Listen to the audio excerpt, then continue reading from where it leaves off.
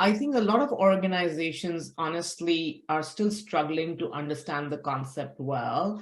And I think I have interacted with all stages in their evolution journey, right? There's some who are like, we don't have a problem. Like that's kind of the denial stage, right? But most organizations, I think, are moving more towards the awareness and understanding, right? Like, what are the different stages? How can we do better? How do we look at the data? What are the surveys? What are employees telling us and all of that? And then comes the whole integration piece, which is so critical. Like if we want to succeed, we want to attract the best talent, we want to retain them, we want to make them feel valued. We want them to feel like they belong and help them do well. And that's the key to success, really, for any organization.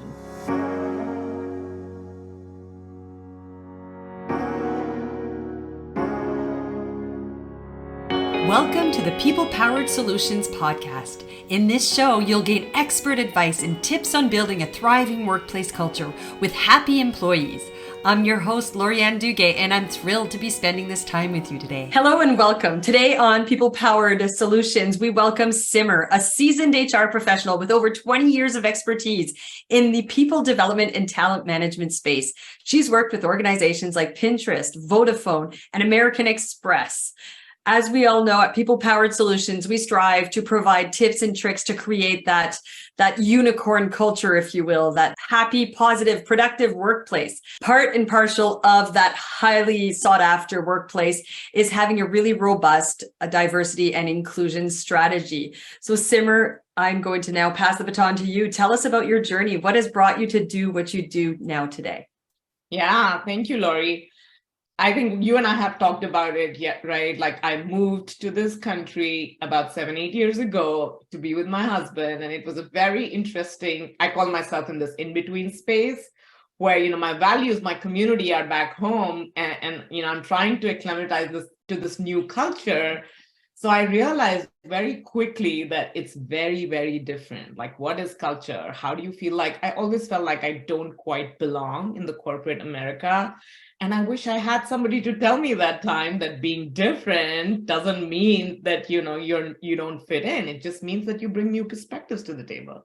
Absolutely. You say, just for our listeners' purpose, so you are in the US, right? You're located in the US now. I'm in the US for the last 7-8 years, but I have a big part of my corporate career in Asia. Okay, so how about you talk to us a bit about that corporate career? Yeah, it's been very interesting. I think I fell in love with like training, long story short, my sister was always like a numbers person and she's in finance and I barely passed my math tests. Very early on, I knew that, I wanted to do something with people and I attended this training which changed my life. So I actually started my career with American Express, helping the certification process of people to sell corporate cards. Okay. And then moved on to people development, leadership development. I've done a little bit of everything. Performance reviews, which everybody hates. But are key, right? Everybody hates them, but they're such a powerful tool, I think, and we can come back to that later, but I think a lot of the reasons people hate them is because they don't know how to do them effectively and how to use them to their advantage and use them to really shape that ideal behavior. Right? Exactly. Sorry, I interjected. Go ahead. Keep going. No, you're absolutely right. I think with performance reviews, also the whole idea of like bucketing people and, the ratings and competencies are hard, behaviors are hard. A lot of us still don't know like what self-awareness means, what it is. And it's just a different world. But I still think that it's important to your point and we're getting better at it. Definitely. Maybe we do a whole other episode just on performance reviews and performance management, performance development, and how to do that well. But I'll let you continue. So you're at American Express. You're working, you delve into some leadership development, and you start to really hone in on the fact that you love this people-centric kind of stuff. Right. Yeah. I didn't know that there's so much that goes behind the scenes, like competencies, behaviors, L&D strategy, leadership strategy, coaching, self-awareness, psychometric assessments. Like I just kept learning and I call myself the jack of all trades. I don't know if it's a good thing, but just kept exploring new avenues and I learned so much. And then I reached this fork in the road kind of decision, pretty much like you, Lori, whether I was like, do I want to do corporate work, or do I want to take my services elsewhere and, multiply the impact, and hence Glintt Consulting. Love it. I love it. I love it.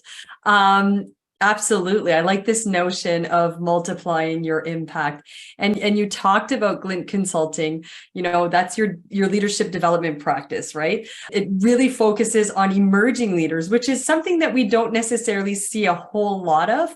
So, and on team management, as well as on the diversity, equity, and inclusion space. So maybe that last point, I'm really curious, how it is you work with organizations relevant to diversity, equity, and inclusion.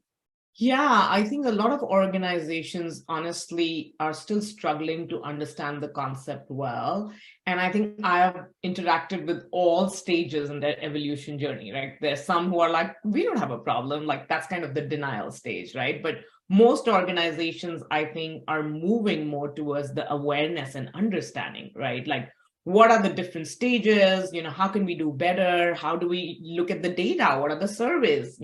What are our employees telling us, and all of that? And then comes the whole integration piece, which is so critical. Like, if we want to succeed, we want to attract the best talent, we want to retain them, we want to make them feel valued, we want them to feel like they belong and help them do well. And that's the key to success, really, for any organization.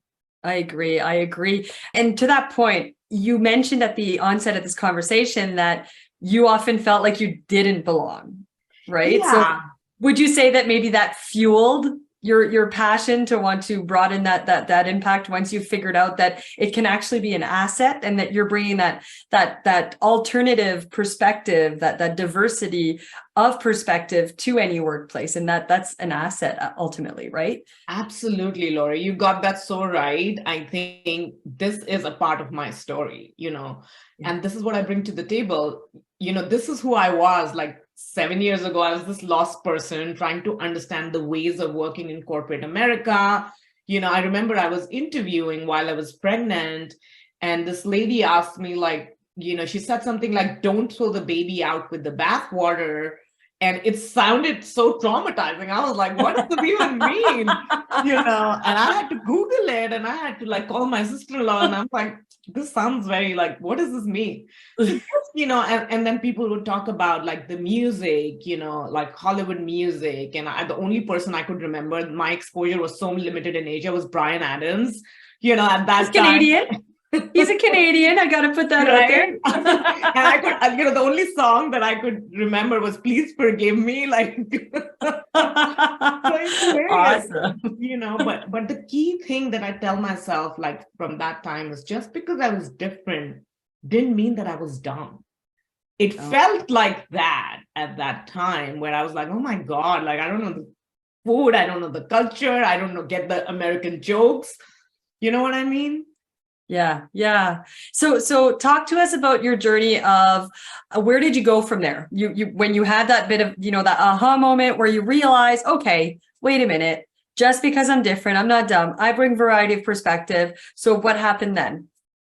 Yeah, so I think there was a lot of learning that I had to do, right? And the first thing you do is with self-awareness. Fortunately or unfortunately for people like you and me, we do so much coaching and we have to eat our own dog food. And, I just started asking a lot of questions, and people started asking me, they would ask me things like, oh my God, your English is so good. Initially it would be like, that's like, I don't know, that's a backhanded compliment in some ways, right? Like, I didn't know they had like English speaking schools in the country where you grew up and things like that.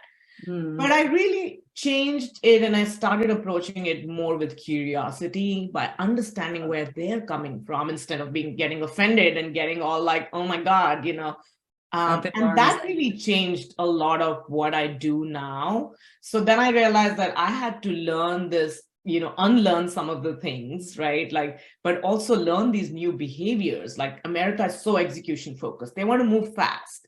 And in Asia, it's more strategic and very thoughtful and very community oriented and very caring. So I had to kind of blend both. And in a good way, I had exposure to both cultures, so I could form a beautiful blend that worked for myself. That's awesome. So talk to me an example of a client that you worked with and what kind of things you've done with them to improve on, or to increase the level of diversity, equity, and inclusion at work. Yeah. Let me think about, I have so many. One of the clients that I'm currently working with is I'm working with South Asian women for them, and that's the background that I have. And I think most of, and you and I were talking a little bit earlier about the whole well-being aspect, right? Diversity, well-being, leadership, all of this is connected. And I am coaching this group of women, to create that self-awareness. And I think it always starts with that and their limiting beliefs and all of those things to show up as a better leader. And, the question that I asked them yesterday, I was talking to them and I asked them, like, where in life are you okay not to show up at 100%, right? Like, I think women are trying to conquer it all. So it's a very thoughtful, like 6 months journey. In first part, I'm talking to them, I'm creating that self-awareness. And in the second part, we're equipping them, with more tools and techniques to rise as confident leaders. I love that question. I'm sorry. I love that question. And so what are some of the answers that you're hearing from where is it in life that you're okay? You're okay with not being your 100% in that part of your life. What were some of the things that came up? I know, that very interesting. First was like a big silence. And I was so shocked. They were like, we don't know. And then, they were talking about things like, oh, like I've started creating those boundaries for me, and I'm not like doing the extra work in the evening, and things like that, because they have little kids. Somebody was a new parent, who was still breastfeeding. There was another woman who was supporting, her parents in a big transition that they're going through their life, right? So I think I still don't think that women do it very intentionally, where you're like, okay, I am not going to show up 100 on 100 as a parent. Like, you and I don't do it. Leave South Asian women. I think women in general just don't do it.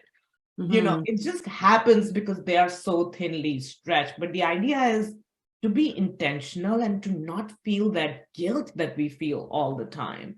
Mm-hmm. So I do work around women leadership. I do work around awareness around D&I, for organizations where yeah. Go ahead. Sorry. Go ahead. No. And these are the different, and then I work on the whole strategy, right? Like starting from attraction, retention, because I've done a lot of behind the scenes. So I'm able to kind of tweak those processes and create that culture and mindsets, for the organizations. That results in them being that much more inclusive, diverse. Exactly. And so I've actually heard the terms equity and equality used interchangeably. Do you agree with using them interchangeably, or is there a difference for our listeners' benefit? How could you define each and the differences or those nuances between the two? Yeah, that's such a great question. And a lot of times I use that, in my workshops and my coaching sessions. I think equity is about ensuring that everybody can show up to life in equal capacity.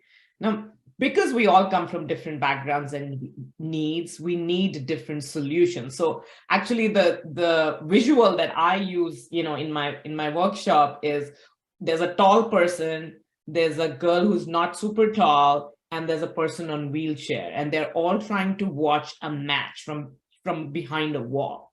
Now, if you put them on an equal pedestal, they won't be able to see. The girl can barely see. The guy's, of course, at an advantage point because he's tall, and the wheelchair person has no access. So how do you create that platform that gives them equal access? When I'm coaching people, from different backgrounds, sometimes I ask them, like, why didn't you ask for help? And they're like, I didn't know that I could. If you approach that from their lens, how their upbringing is, or what their values are, or what they've been through, it's a different experience, and where somebody else may say, I need help, so just creating that platform where everybody has not only equal access, but you keep into consideration their limitations and backgrounds and everything else that they've been through. I think I know that image you're referencing, and it's like that standard box size for all three of them. Yes. And how it does nothing really to equalize and to neutralize their view, where if you adapt the boxes so that all of their their head heights are all at that same height. Exactly. Now that is true equity. Absolutely. Yeah, absolutely. I love it. I love it. So you referenced really quickly the different stages that an organization goes through. What's the connection with DEI? So how important is DEI to high performance? Yeah, I love that question.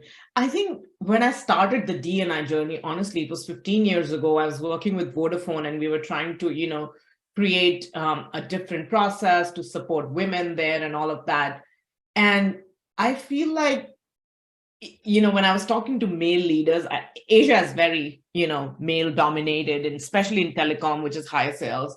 Like they almost felt like it was a moral responsibility for them to do good, by promoting women or by creating or giving those opportunities.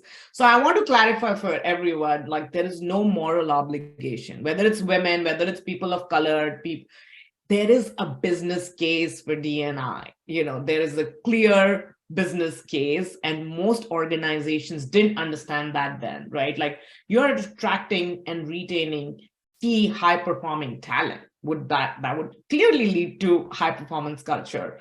It fosters innovation and creativity because you're thinking differently. Yeah. It enhances decision making because you're getting diverse opinions from people. Because CSAT, your customers are diverse background, increased productivity and satisfaction. So there is a clear business case for diversity. And I think if there's nothing, post-pandemic, that's one thing that you and I would agree on. There's a clear business case. And I even think for a high performer, like what if that it's a high performer who is feeling those feelings that you were talking about earlier, like that because it was so foreign to them and that no accommodation or no effort had been made to strategically integrate them into the organization and to minimize the impact perhaps of that diversity on their experience.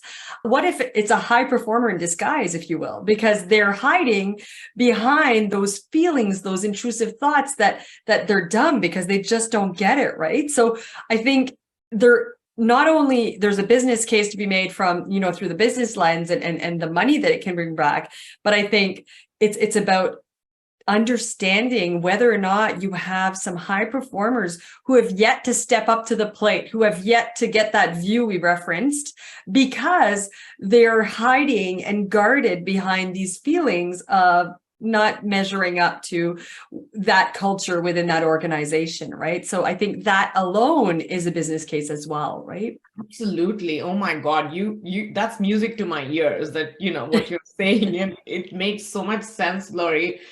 A lot of times I tell my business leaders that if you don't value and tell your high performer that you are a high performer and I'm going to help you and somebody else will, you know what I mean? Oh yeah, absolutely. Absolutely. Those high performers, if you don't have systems to identify them and to validate or to even challenge them more, because they need that crazy amount of challenge for sure, that they're going to be shopping around. And definitely you need to bring them in and support them and provide them with that very curated training and development plan so that you're keeping them engaged permanently. Okay, so if you had tips and tricks, what are some of the most common tips and tricks, those quick wins that you provide to organizations to improve in the DEI space? Yeah, I think the first thing that I would say is start, with assessing where you are. As consultants, we do it day in and day out, right? Look at your ESAT surveys, look at the data of how many. Your what survey? Sorry, I'm going to. Employee satisfaction survey. Thank you for calling me out on that. I love that. Yeah, we're so used to acronyms. We're so used to our acronyms and our talent development lingo, right? So sometimes it's a struggle to not, but just for the benefit of the listeners who might not be in that space. Okay, so you want to look at your employee satisfaction surveys. You want to integrate, I imagine, questions in there as well, right? Exactly. That ask whether or not they feel like they are able to contribute to their workplace and that they feel fully valued and supported, for sure. Absolutely. And I think everywhere, right? When you're attracting, like, are your JDs inclusive? Job descriptions. There you go. Look at you again. You got me. Are your job descriptions inclusive? The advertisements that you're putting out there, how does that resonate with the target audience, right? That you're trying to attract.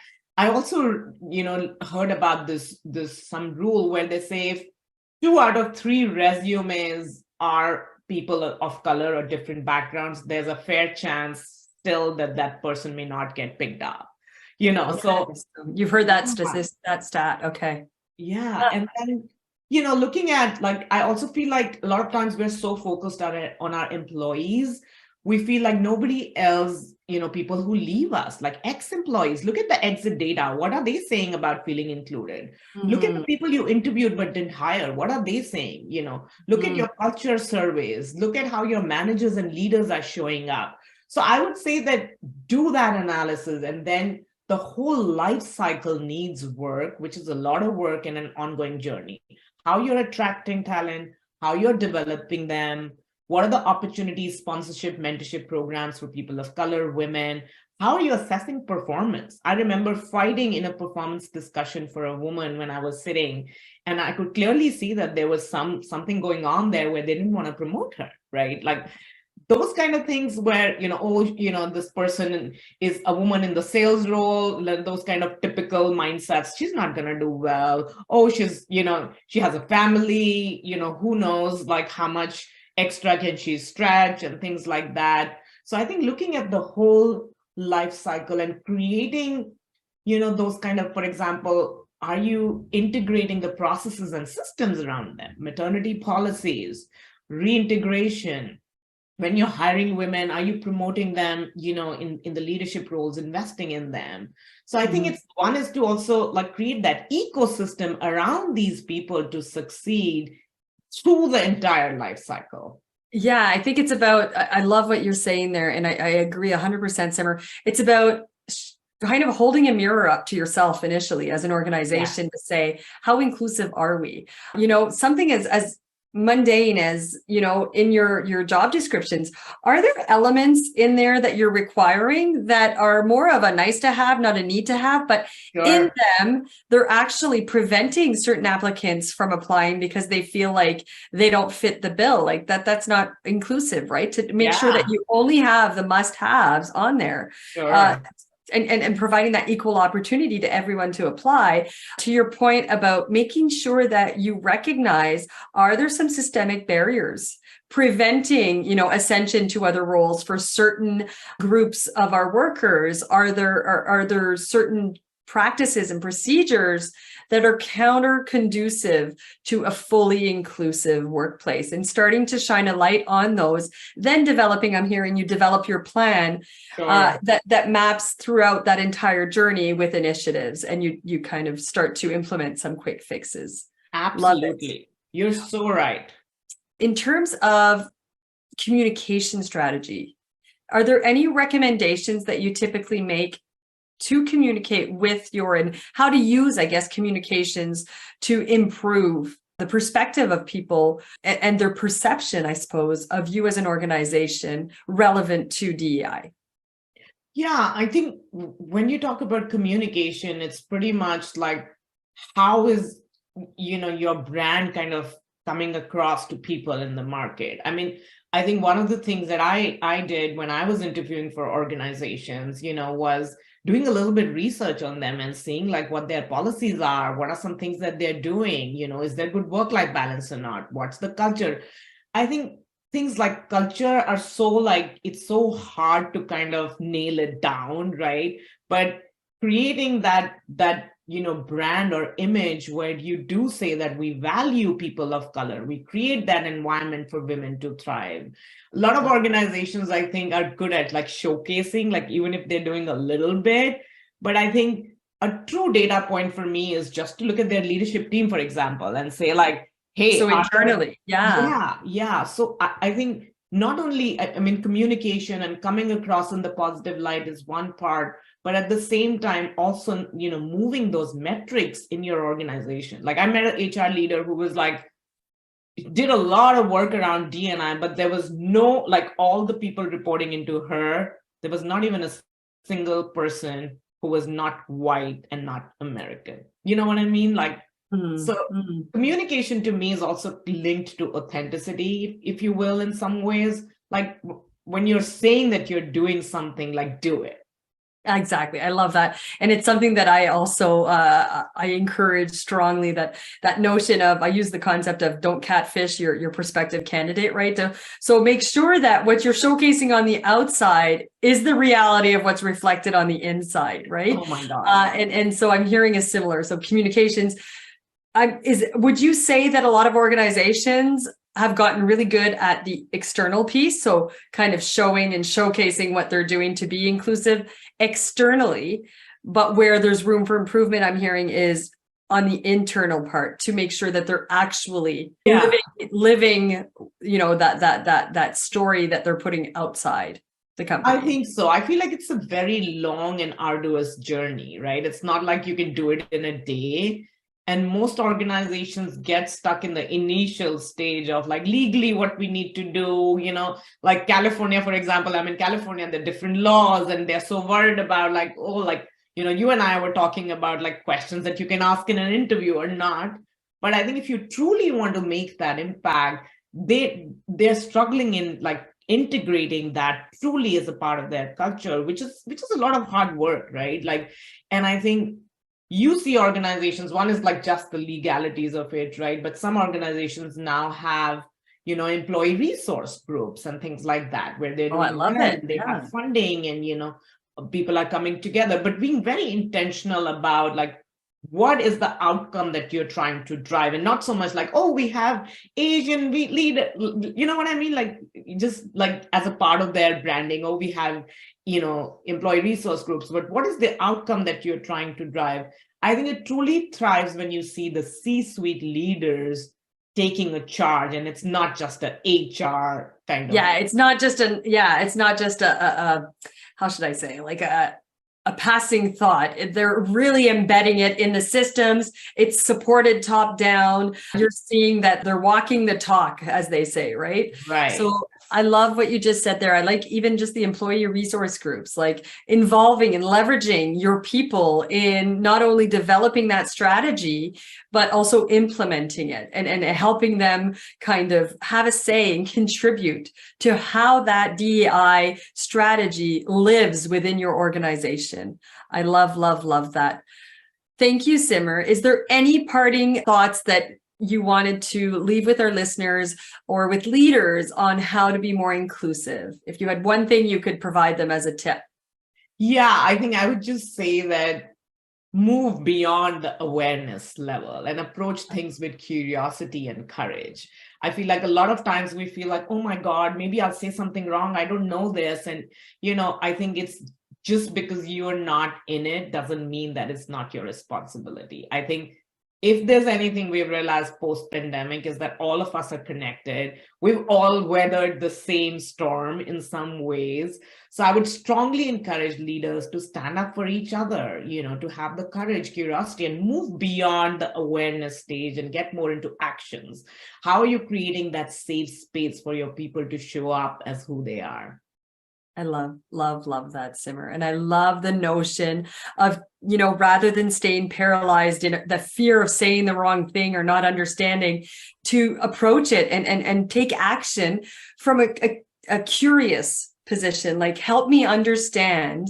I recently had a conversation with someone and they were of a different religion, and I was really curious about their holiday and how they celebrate it. And I asked a bunch of questions, and we ended our meeting and we hung up, and I got a text like a half hour later, and she was saying, thank you. Thank you for being curious. Some people will just, you know, skate around it, never ask a direct question because they don't really understand it, but they don't seem to want to understand it. But your questions made me feel like you were curious, and I was excited to share a part of my culture with you. And I thought that was really, really insightful. And that one scenario has motivated me to approach that next time with more confidence. So thank you, Simmer. Thank you for sharing your insight and your stories with us. Where can listeners, if they want to connect with you or if they want to hear more, where can they go to? I think they can find me on LinkedIn. I also have a website. It's called Glintt with a double T, consulting.com. My name is Narula Singh. If they want to ping me on LinkedIn and have a cup of coffee, I'm very open and it would be wonderful. Yeah. That's awesome. Okay, folks, I will be putting all of Simmer's contact information in the show notes. So make sure to check them out and to check her out if you want to continue the conversation. So thank you, everyone. Well, folks, thanks for joining us for yet another enriching conversation. To hear more about today's guest, make sure to check out the links in the description of this episode. Want to continue the conversation?